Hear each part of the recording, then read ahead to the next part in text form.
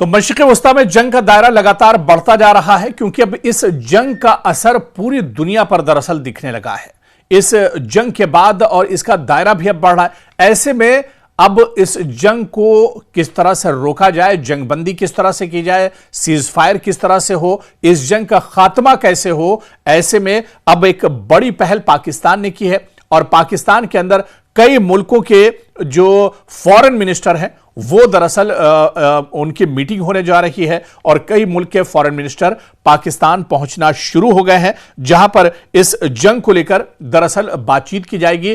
किस तरह से इस जंग का हल निकाला जाए, किस तरह से जंग एक तरह से थमे, किस तरह से एयर स्ट्राइक और बम और ड्रोन के जो हमले हो रहे हैं इन पर एक तरह से ब्रेक लगाया जाए। जंग को रोकने को लेकर, सीज फायर को लेकर यह बड़ी पहल एक तरह से पाकिस्तान की तरफ से हो रही है, जहां पर ईरान जंग पर चर्चा करने के लिए कई कई ममालिक के जो फॉरेन मिनिस्टर हैं वो पाकिस्तान पहुंच चुके हैं। और इस बीच बड़ी खबर आ रही है कि मिस्र के जो फॉरेन मिनिस्टर हैं बद्र अब्देलतली और तुर्की के जो फॉरेन मिनिस्टर हैं हाकान फिदान, वो पाकिस्तान की राजधानी इस्लामाबाद पहुंच चुके हैं। यहां पर वो पाकिस्तान के जो फॉरेन मिनिस्टर हैं उनके साथ बातचीत करेंगे। शहबाज शरीफ से भी उनकी बातचीत होगी, क्योंकि इस बड़ी बैठक के बाद, इस बड़ी बैठक से पहले ही जिस तरह से कई मुल्कों के फॉरेन मिनिस्टर इसमें शामिल हैं, इस बड़ी बैठक से पहले पाकिस्तान के वजीर आजम शहबाज शरीफ ने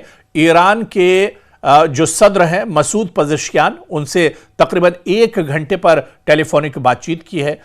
कई मुद्दों पर इस जंग को लेकर मसूद पज़ेश्कियान के साथ उनकी बातचीत हुई है, लेकिन मसूद पज़ेश्कियान ने इस बातचीत में दरअसल पूरी तरह से साफ कर दिया है कि दरअसल पूरा मामला एक तरह से भरोसे पर आकर टिक जाता है, क्योंकि इजराइल और अमेरिका लगातार बातचीत करने की कोशिश कर रहे हैं। इससे पहले भी जब खित्ते में और इस पूरे रीजन में हालात खराब हुए उस वक्त भी बातचीत का दौर चला। इससे पहले भी 12 दिनों की इजराइल और ईरान के साथ जब जंग हुई थी तो अमेरिका ने एक तरह से सालसी की थी और बातचीत के बाद वो जंग रुक गई थी। लेकिन यहां पर अब ईरान ने साफ कर दिया है कि पूरा मामला दरअसल भरोसे का है। इजराइल और अमेरिका पर भरोसा नहीं किया जा सकता है। इजराइल और अमेरिका भरोसे के लायक बिल्कुल नहीं है। एक तरफ वो जंग बंदी की बात करते हैं, जंग खत्म करने की बात करते हैं, और दूसरी तरफ इजराइल और अमेरिका लगातार हमले भी करते हैं। तो ऐसे में मसूद पज़ेश्कियान ने एक तरह से साफ कर दिया है। शहबाज शरीफ के साथ उनकी जो बातचीत हुई है उसमें उन्होंने एक तरह से साफ कर दिया है कि बार बार दरअसल वो इजराइल और अमेरिका से धोखा खाए हुए हैं। इस वजह से अब वो बहुत फूंक फूंक कर कदम रख रहे हैं, और जब तक उन्हें पूरे कॉन्फिडेंस में नहीं लिया जाएगा, पूरी तरह से ईरान को भरोसा नहीं दिया जाएगा, जब तक जो शर्तें ईरान ने रखी हैं उन शर्तों को एक तरह से अमेरिका नहीं मानता है, तब तक यह जंगबंदी एक तरह से नहीं होगी। हालांकि इस शदीद जंग के बीच में मसूद पज़ेश्कियान और शहबाज शरीफ की बातचीत हुई है, और इस बातचीत के बाद अब पाकिस्तान में एक बड़ी बैठक होने जा रही है, जहां पर कई मुल्कों के जो फॉरेन मिनिस्टर हैं, चाहे वो मिस्र की बात कर लें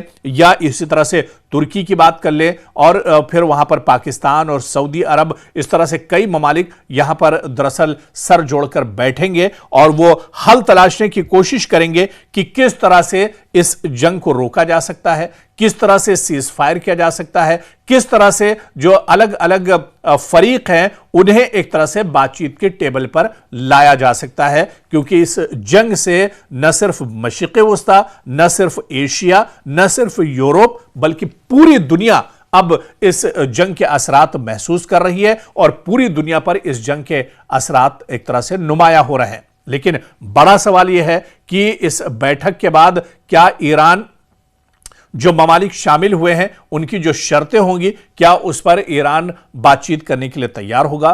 क्या ईरान जंग रोकने के लिए एक तरह से तैयार होगा, सीज फायर के लिए तैयार होगा? यह देखना एक तरह से बहुत अहम होगा।